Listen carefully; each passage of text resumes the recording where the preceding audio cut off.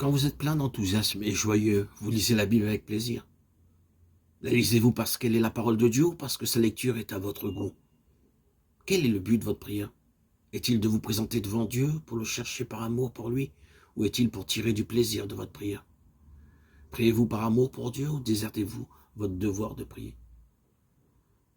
Si ce que vous faites est seulement pour les dernières raisons, alors vous faites tout cela afin de vous satisfaire vous-même.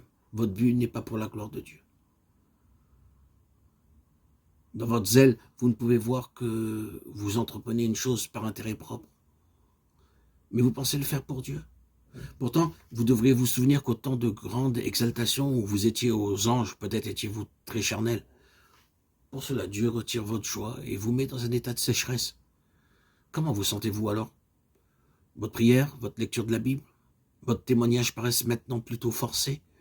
Dieu vous place dans cette situation afin de vous apprendre une leçon, que vous puissiez réaliser que ce que vous ressentez comme étant très spirituel au sujet d'une expérience de sommet de montagne n'est après tout qu'auto-motivé.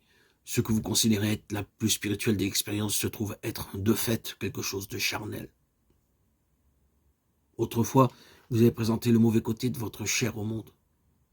Actuellement, vous présentez le bon côté de la même chair. Dieu désire vous faire voir si vous voulez encore prier ou lire la Bible ou témoigner, quand il n'y a aucune joie, mais seulement de la sécheresse.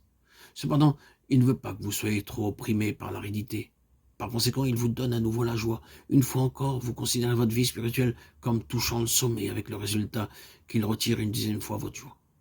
Mais peu de temps après, Dieu vous rend un peu de joie, de peur que vous ne vous découragiez à cause de votre état desséché et insipide, et que vous ne soyez prêt à abandonner en tant que chrétien.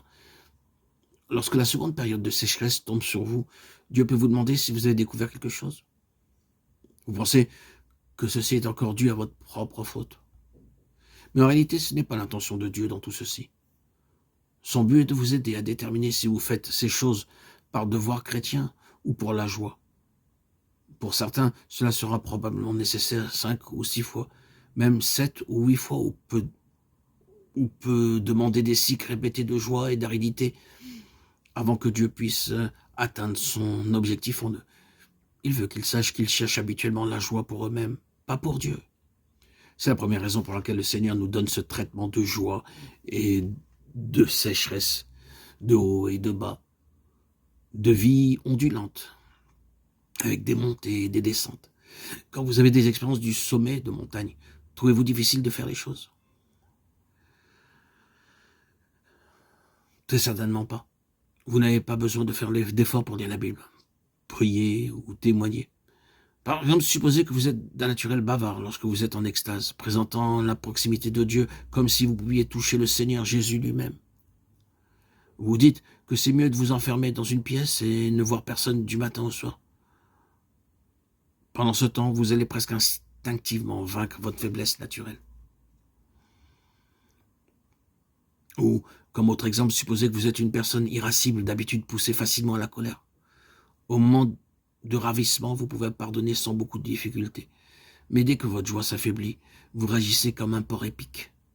Vous explosez toutes les fois que les gens vous touchent.